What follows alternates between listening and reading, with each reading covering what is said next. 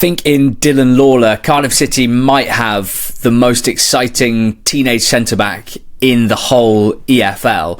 And it has massive implications for the future of Welsh football as well at international level. Lawlor had a better 4 to 6 week period than pretty much any human being has ever had on the planet. Starting the first game of the season for Cardiff, and then the following 5 games, going unbeaten, winning 5 out of 6 for 16 points, conceding only 1 goal, keeping 5 clean sheets, and winning the EFL's Young Player of the Month award, and then heading off on international duty and making his Wales debut and starring in a gritty 1-0 win in Kazakhstan in his first start. A dream come true, as he said to me on an interview last week that can be found on the Not the Top 20 podcast feed.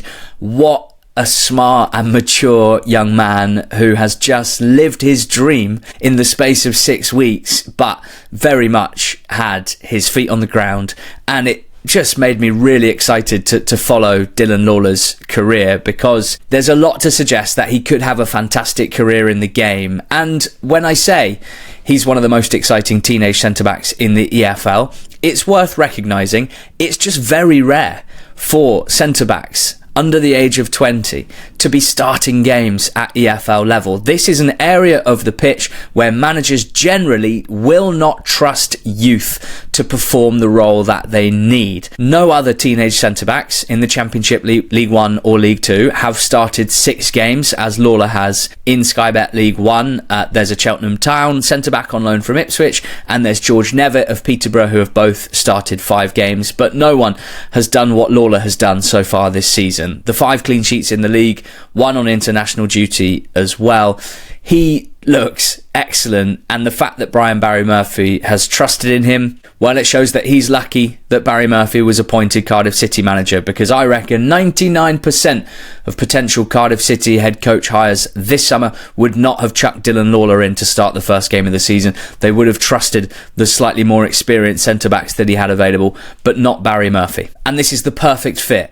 Barry Murphy as head coach for Lawlor, and Lawlor as a centre-back for Barry Murphy, because Cardiff are a high possession team. They have a lot of touches, they play a lot of passes. The centre-backs are a massive part of that. And if your centre-backs are not offering ball progression and you're playing this style, you're going to look stale. You're going to find teams hard to break down. But what is most noticeable about Lawlor as a player, and what he was most confident in when describing his game to me in that interview, was his on-ball ability is of a very high level right now. Now, this is partly because of the style, but also because of Lawlor being able to take control and responsibility and possession. He has played the most passes per 90 of any player in League 1 this season. Not any teenager, not any centre-back, any player in League 1 this season. Lawlor's played the most passes per game so far. And he has the 4th best pass completion. Now, of course, a lot of these passes are short passes. They are safe passes, if you like, but not all of them. And this sort of possession play has a lot of risk to it. If you give the ball away, you give it away in dangerous areas, you cause problems for your team. Having the 4th best pass completion suggests that Lawlor can be trusted at the very least to look after the ball. Can he progress it? Well, yeah, he definitely can. He is not a static player on the ball, getting it and moving it straight away without moving position. He doesn't just stand there and give it to his teammates. Lawlor carries the ball forward with confidence, and that means he draws defenders on the opposition team before he moves the ball. That is a crucial aspect of breaking teams down when you are playing possession-based style, when you're a dominant team in the league in which you play, and when opposition teams sit deep and put men behind the ball. What they want is for your centre-backs to be circulating the ball side to side and them not having to move to do anything to keep the ball away from their goal. What they don't want are confident centre-backs carrying the ball forward, drawing players before moving it on, and starting to break the shape down. And in League 1 this season, per Opta, only 8 players progress the ball through carrying it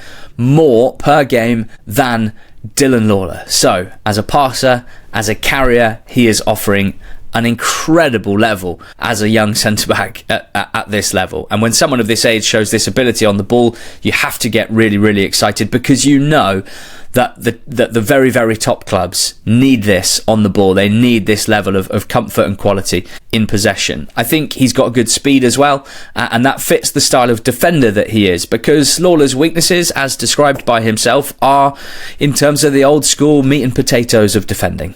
He does not have a particularly dominant aerial ability, and that can be shown in the stats, where he's not winning a high percentage of his aerial duels this season. Of course, in a centre-back partnership, you normally have one that goes up and challenges for goal kicks and long balls forward and wrestles with target men, and generally one sweeping up using their speed, covering ability and positional sense to sweep up and do that job. Ezri Konsa springs to mind in that sort of role at the top of the game, and I think that's where Lawlor will fit in. So as long as he's paired with someone who you can be confident will win a lot of aerial duels and use their physicality to be a disruptive defender, there's no particular reason why this has to limit Lawlor, albeit clearly if he can develop over the next 3 or 4 seasons physically, in terms of his strength, in terms of his aerial ability, his understanding of how to use his body to dominate strikers, then he really is going to be an absolutely incredible player. Just imagine the development that he is going to be getting playing week in, week out at this level versus what was probably most likely to happen had another head coach been hired, which would have been Lawlor, potentially out on loan, possibly playing for the under-21s, not really sure. He said himself this summer he was assuming that he wasn't going to be starting games for Cardiff because they already had senior centre-backs, paid a lot more, much bigger names, much more experience. But no, he's starting games for Cardiff. He's part of the Wales squad as well. And for Wales national team to have a player like this, while you have to understand that just because he's had a good 4 to 6 weeks, that does not mean that his trajectory is going to be linear, that he will just now motor his way to the very top of the game. As I have hopefully described, I think the sort of player that he is, and hopefully the sort of guy that he is, he has a good chance of progressing a lot further. But he has to be allowed to have a period where he makes a big mistake, and he has to be allowed to have a few weeks where he loses a bit of confidence. That's going to happen, most likely. And he has to be allowed to have those poor spells without people jumping on him, without his confidence being knocked unnecessarily. And I'm sure that is going to happen when it comes to Cardiff and Wales. But when you consider the ability that he shows on the ball, which is a pretty rare ability that I would suggest Wales's current central defenders probably don't have a high ceiling like Lawlor when it comes to being a ball-playing centre-back.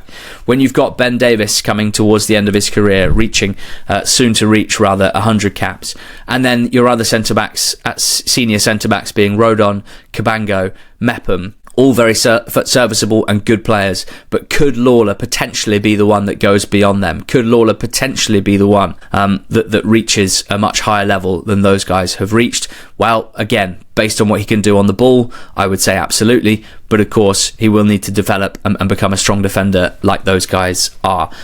I'm really excited about Dylan Lawlor. I'm really happy to be able to do this breakdown of his game and how I see his future looking for DragonSports. DragonSports is where to go for all the best Welsh sports news with no ads. That's dragonsports.co.uk.